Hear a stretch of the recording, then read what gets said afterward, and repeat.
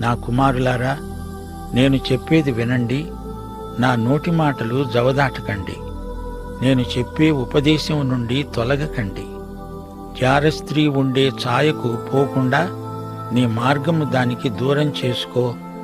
దాని ఇంటి వాకిటి దగ్గరికి వెళ్ళవద్దు, దాని ఇంటి ఛాయలకు వెళ్ళకూడదు. వెళ్ళితే పరులకు నీ యవ్వన బలాన్ని, క్రూరులకు నీ జీవితకాలాన్ని ఇచ్చివేసిన వాడివవుతావు. పరాయివారు క్రూరులై నీ జీవితకాలమంతా నిన్ను వేధిస్తారు. నీ ఆస్తి వలన పరులు తృప్తి నొందుతారు. నీ కష్టార్జితం అన్యుల ఇల్లు చేరుతుంది. తుదకు నీ మాంసము, నీ శరీరము క్షీణించినప్పుడు నీలో నీవు చెప్పుకుంటావు, మూలుగుతావు.